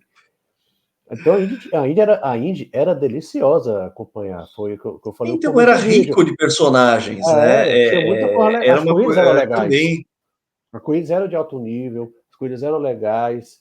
Não tinha, hoje você acompanha a corrida da Indy, e muitas oportunidades você vê que o piloto vence, foi conseguiu uma melhor estratégia. Não estou dizendo que naquele tempo não tinha melhores estratégias vencedoras, mas não era tão comum como tem hoje. Antigamente a corrida era mais, era mais pura, né? Era uma corrida mais tinha bandeira amarela, mas não tinha tanta estratégia. Isso acabou atrapalhando a Fórmula Indy, a kart, ali em 2001, principalmente em 2001, que teve muita corrida. Eu me lembro que teve uma corrida em Laguna Seca em 2001, que o Max Pasto largou em 20º para trás. Aí ele começou a fazer pit stop, a esticar os instintos, teve muita bandeira amarela e acabou vencendo desse jeito. Então, teve muita situação dessa. Mas até ali, 99, Quando o Montoya chegou, que o Zanetti foi um destaque tão absurdo em 97, 98, 90, por sinal, o Zanardi foi, nesse período de 95 a 2000, o Zanardi foi o único piloto a vencer com antecedência. Em 98, o bicampeonato, ele venceu com antecedência. Todas as outras decisões foram na última corrida. E o Zanardi foi para a Williams, né? Fracassou. Infelizmente foi um casamento ali que não deu certo. Mas é engraçado que o Zanardi, ele até ele era muito querido dentro da Williams. Ele foi um dos poucos, o pessoal até brinca, foi um dos poucos pilotos que saiu da Williams sem estar brigado, né? Que a Williams tinha aquela fama de não ser uma equipe que tratava muito bem seus pilotos, e o Zanardi era muito querido lá. E quando o Montoya foi para a Indy, para Ganassi, no lugar do Zanardi, cara, foi também um absurdo. O Montoya deu um show. Foi um campeonato de 99 muito, muito, muito legal. Né, e por mais que o Montoya ter feito deu um show, ele acabou o campeonato empatado com o Franchitti, que conseguiu 2 ou 3 vitórias, mas perto de 99 também foram muito tristes, né? 2 mortes, né, em 99, 2 mortes muito marcantes do Gonzalo Rodrigues. Ele era um piloto uruguaio, né, um país totalmente sem tradição, e ele morreu em Laguna Seca, no Sacarrolha. E na última corrida do ano, em Fontana, foi um dos acidentes mais brutais da história do esporte motor. E foi a morte do Greg Moore que possibilitou a vida do Hélio Castro Neves. O Hélio Castro Neves já estava certo de voltar para o Brasil, fazer outra coisa da vida. De repente surgiu essa oportunidade e ficou na Penske por mais de 20 anos. Em 90, e lembra? O Gonzalo Rodrigues, foi feito um documentário sobre a carreira dele.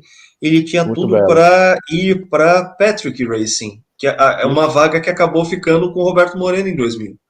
Sim. A Patrick foi super competitiva naquela época. Certamente o Gonzalo Rodrigues, com o talento que ele tinha, ele era um cara muito promissor. Ele não era exatamente um cara novo, ele já tinha um pouco mais de idade. 27 anos, eu tinha 27 mas anos. Ele tinha. Não, mas então, em termos de IndyCart, ele tinha ainda bastante tempo e já tinha provado que era um piloto com possibilidades. Ele poderia ter feito um ano 2000 muito interessante, até porque a gente viu o quanto o Roberto Moreno andou com aquele carro, né? Então. Só lembrando também, que a gente falou que em traje, né, em 96 teve um acidente do Jeff Krosnoff, né, em Toronto, né, foi um acidente muito feio também, que até um comissário morreu também no acidente, né, também só falando essa parte não muito agradável da Indy, né, que a Indy era realmente bem mais, a partir do momento que, depois da morte do Ayrton, a gente via que a kart tinha essa questão, a própria velocidade dela. Se a gente pega o recorde de velocidade do Gil lá em Fontana, e a gente até abordou isso no. Os carros estavam muito, muito rápidos. E a gente ainda tem que considerar o seguinte: em 2001, o Zanardi quase morreu. E em 96, o Emerson Fittipaldi quase morreu em Michigan, naquela batida que acabou aposentando ele da Indy, aquele enrosco em Michigan com o Greg Moore. Sim. Eu ia falar as batidas eram realmente, a velocidade era muito grande, os carros estavam realmente com uma potência muito grande, a aerodinâmica, você via que os carros eram muito fininhos, né? Eles ficaram bem finos, esguios, a parte do cockpit e tudo mais. Teve um acidente muito marcante do Christian em São Francisco em 97, que ele quebrou a perna, foi um acidente muito feio, eu me lembro assim, foi muito marcante esse acidente, foi até ele se tocou com o Gil de Ferran, ele bateu no muro e bateu de novo, tem até uma cena resgatado, ele sentindo dor, foi bem feio, bem marcante esse acidente. Tem essa característica da fibra de carbono, que se você bate ela 2 vezes no mesmo local, ela cede mais fácil. E o Christian, nessa batida de Surface Paradise, ficou batendo, né? Acabou sendo até substituído pelo Roberto Moreno. O Roberto Moreno, aliás, foi nessa época que ele ganhou o apelido de Super Sub, o super substituto. O Mark Blundell bateu forte, quase se arrebentou ali, ele foi substituto dele na PacWest. Foi uma batida Jacarepaguá. muito, muito forte essa do Marco Blundell. Aquele carro azul ele era o azul e o Gilminho era o carro vermelho. O Tinha essas Motorola. combinações de cores que eram legais também, né? Os próprios patrocinadores eram muito bacanas. O Gil, a época que correu de Pennzoil, que é também uma marca muito icônica do automobilismo americano, depois foi para a Valvoline, também outra marca icônica do esporte a motor, até hoje ligado ao esporte a motor, Valvoline. Aí vai para Penske, que é Marlboro. Penske, Marlboro. O Gil só correu com Marlboro Penske, que então, que é a coisa mais clássica do que Marlboro no automobilismo, né? Mas assim, a gente tinha enfim, essa situação, né? De um contexto que era de ter batida, e aí o Moreno vai e substitui com muita desenvoltura.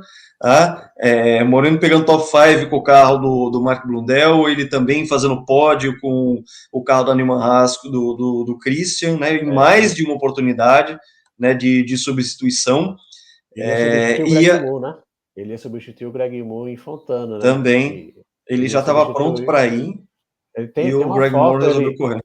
Tem uma foto ele provando o banco, tudo, o Roberto. Aí o Greg, não, eu vou correr, que era a última coisa dele naquela equipe, que ele gostava muito daquela equipe Forsyth, que também tinha, que patrocínio da Players, que era muito bonito, aquele carro com azul mais claro, e ele resolveu correr e acabou falecendo naquela corrida, né, que infelizmente já estava nesse horário de 23 horas, e 2000, né, foi o título do Gil. E você veja, 2000 foi uma bela temporada, uma temporada muito frutífera para os pilotos brasileiros. Ninguém viu. Pois era complicado isso, porque era o Gil de Ferran ganhando prova, o Elinho andando muito bem no seu primeiro ano de Penske. O Gil, em 2000, ele ganhou 2 corridas, ganhou Nazaré e Portland, que é aquela corrida de Portland que o Gil não tinha vencido. O Gil tinha muita mão para Portland. Ele venceu em 99 e venceu em 2000. Quase vencendo em 97. Ele andava muito bem também, mas tinha muitas aí em Long Beach. O Gil perdeu algumas coisas em Long Beach de forma bem cruel. E eu me lembro que no ano 2000 também teve a primeira vitória de Roberto Moreno, de Cristiano da Mata, que também venceu pela primeira vez na Fórmula 1 de Cristiano da Mata, que também que seria campeão da kart. A partir do momento que ele vai para a Newman Haas, e faz uma excelente temporada 2002 com a Newman Haas, excelente, ganha um monte de provas, e com isso ganha o ingresso dele para ser piloto da Toyota na Fórmula 1, mas aí também já é um outro caso.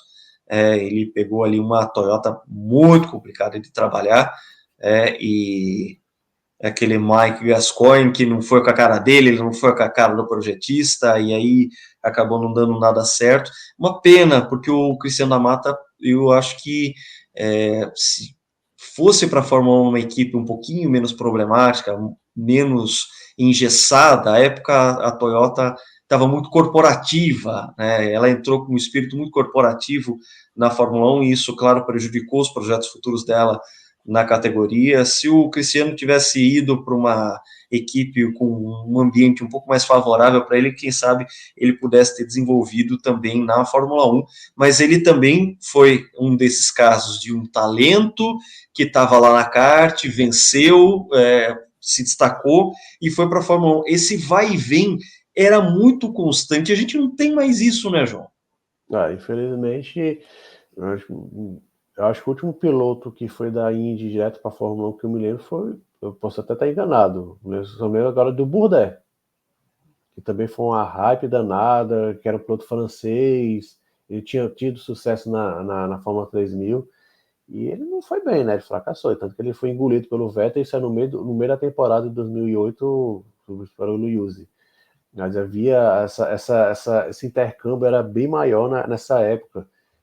Pois E você via, e os pilotos, claro que houveram pilotos que não deram certo. Você falou do Michael, falou do Zanardi, mas houveram pilotos que foram bem. Jacques Villeneuve foi bem, o Cristiano da Mata foi bem, ele também foi direto. O Cristiano, quando ele venceu no ano 2000, ele era piloto da Toyota, ele tinha aquele carro da Sierra, acho que era, não sei se era da Motorola, da Pioneer.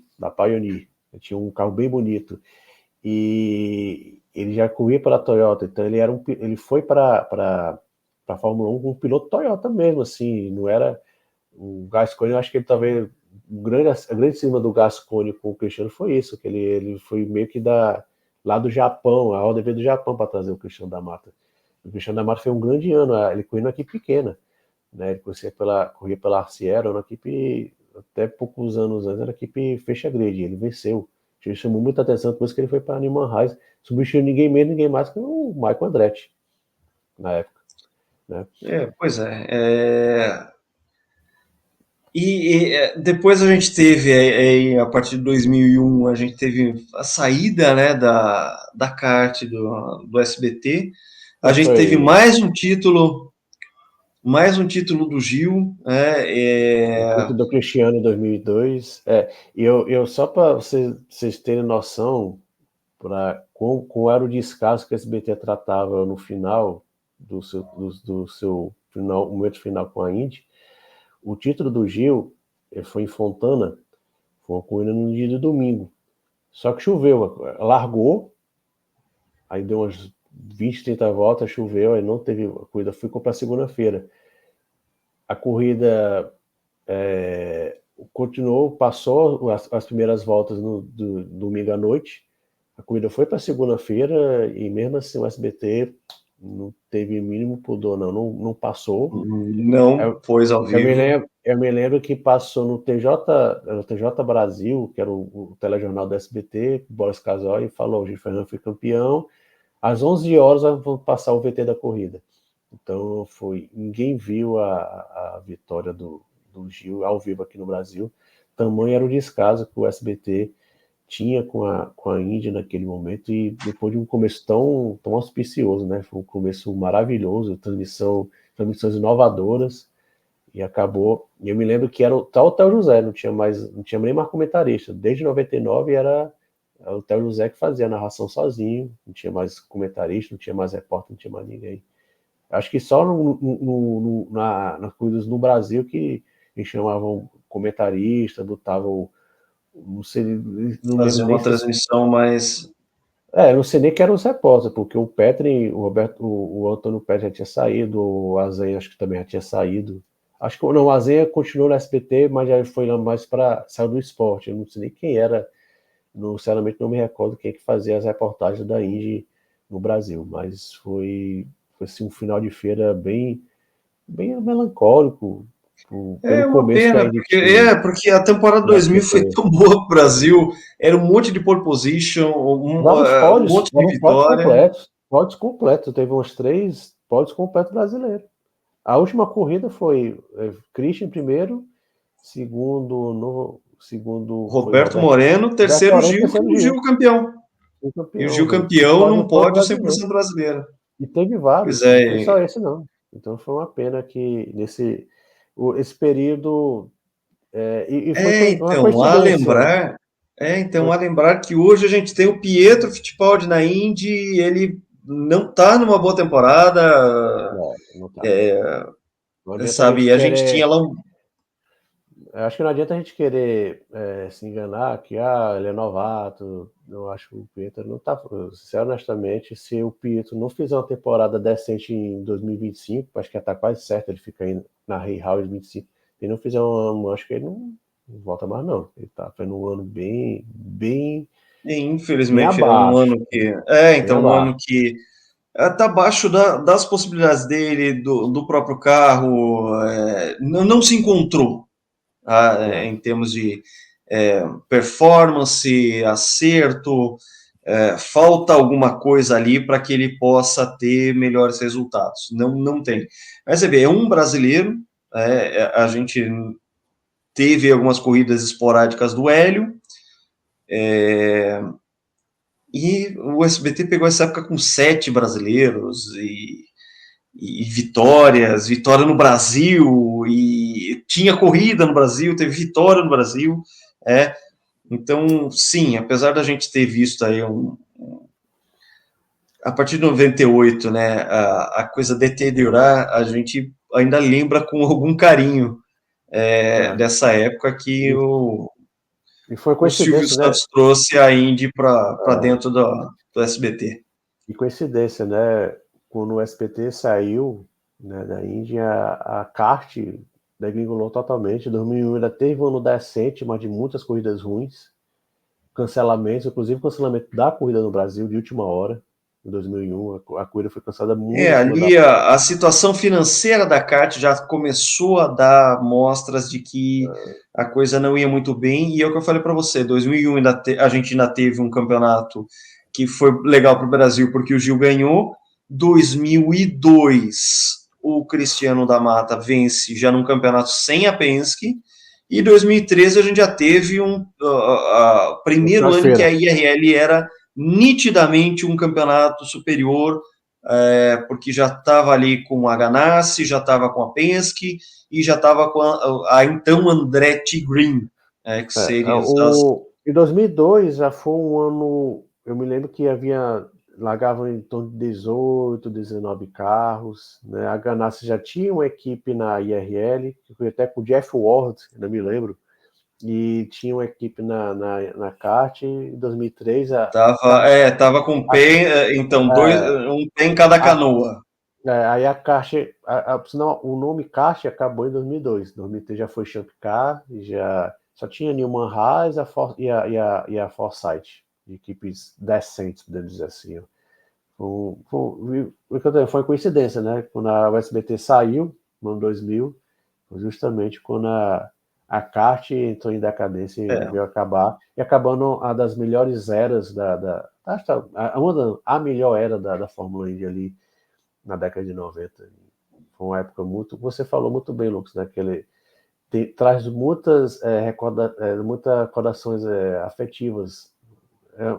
Eram corridas legais, eram horários legais, que era domingo à tarde. Né? Então a gente estava ali na nossa Não, e você pré-adolescência, tinha a própria adolescência. variedade de circuitos, porque tinha esse mix que a Isso, gente acha muito bacana, ovais curtos, super speedways, circuitos de rua e circuitos mistos. corrida, O pistas legais. calendário era muito legal. O calendário tinha muita. Ainda tinha. Lógico que hoje, uma coisa que a gente está vendo legal, tá trazendo aquelas antigas pistas de volta. Você corre em Road América, você corre em Laguna Seca, você corre em Portland. Mas, por exemplo, você não corre mais em São Francisco, que era uma pista. Era uma corrida, era um evento. Você vê que era um evento muito legal. Você não corre mais no Berkeley Nazareth, que Dryport. não tem mais. Você não corre no Cleveland, que era no aeroporto, que era uma pista super charmosa. Eu achava muito aquela largada bem larga, a pista muito larga, e fazer aquela curva, toda vez tinha acidente.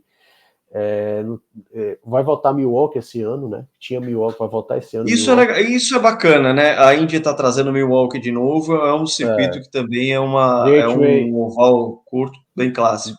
Gateway, que teve até corrida esse final de semana, ela iniciou na Indy nessa época. A primeira corrida de Gateway, foi, não me engano, foi em 97, né? Que é uma pista também tradicional. Não era tradicional na época, não, mas o calendário da Indy era muito legal naquele momento, né? Também tinha isso. A Indy era muito, cara, quem perdeu e que pena, porque vai ficar para sempre. Mas felizmente você consegue ver essas corridas do SBT fácil na internet. Então, uma última, então, para a gente poder encerrar é falar isso, né? A gente está falando aqui desse período que foi muito legal, não só para o Brasil, mas como a própria categoria viveu ótimos momentos nesse período, como felizmente ainda é fácil encontrar nos players, principalmente no próprio YouTube, corridas na íntegra. Pode até a qualidade não estar, essas coisas, mas assim, vale assistir para ver como é que era a dinâmica da corrida, como eram as equipes, toda essa variedade de engenharias, né, de pacotes que eram disponibilizados para a época. Você tinha até equipamentos alternativos, o próprio motor Toyota, naquela época era uma coisa ainda experimental.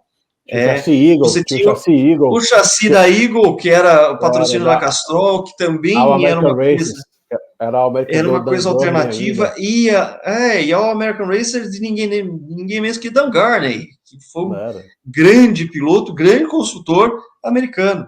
É, esse tipo de riqueza, ou seja, até no fundo do grid, né, que era uma equipe muito alternativa à Eagle, né, você tinha um chassi alternativo, você tinha um motor alternativo e uma figura icônica que era o Dan Gurney.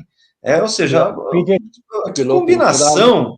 PJ Jones, que era filho do Parnelli Jones, que era um dos principais dos pilotos, né? Lógico, o PJ Jones não tem nem um centésimo da qualidade do pai, mas o PJ Jones corria muito nessa equipe. Juan Manuel Fangio Sobrinho. E olha aí, eu comecei a lembrar o lado B dessa Fórmula Indy aí. Tinha um Denis mexicano, Vitolo. tinha um mexicano, cara, que ele era muito ruim, cara. Eu não vou lembrar, era 95, ele era 95. Michel Jordan, não era o cara, mas tinha o Michel Jordan Júnior também. Ele começou muito novinho na época. Denis Vitória pegou pesado agora, viu?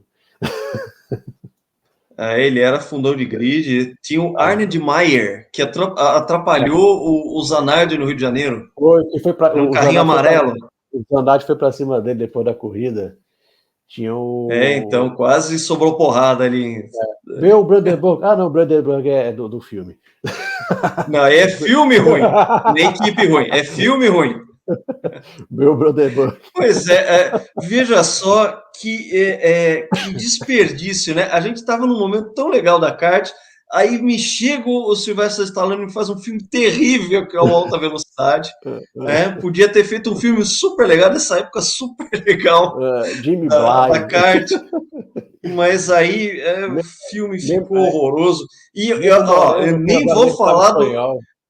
Hoje eu não vou falar do filme do Brad Pitt, eu não falo mais. A gente já falou tudo que tinha que falar desse filme, que a gente não está com perspectiva de ser um filme bacana. Ali o sexagenário Brad Pitt tentando pagar de mocinho, achando que ainda está na temporada 93, lá quando ele deveria ter estreado na Fórmula O 1 com Luca seus 20 e Badoer. poucos anos de idade. O Luca Enfim, Badoer. mas, gente, esse papo nosso aqui é realmente para a gente poder prestar, de alguma forma, uma homenagem ao Silvio Santos, maior comunicador da TV brasileira. Não dá para falar sobre a história da TV brasileira sem falar de Silvio Santos, e vice-versa.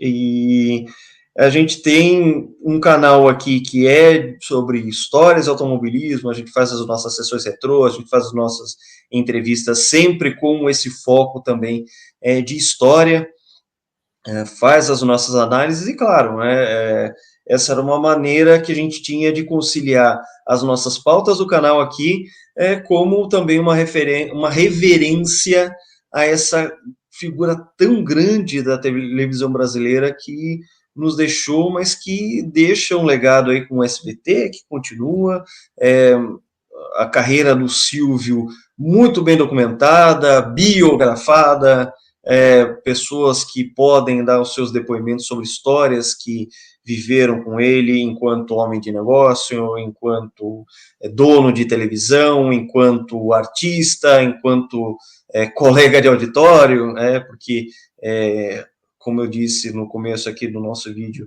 o Silvio Santos tinha essa característica multifacetada, ele era uma reunião de vários talentos, e que fez com que ele fosse essa figura única.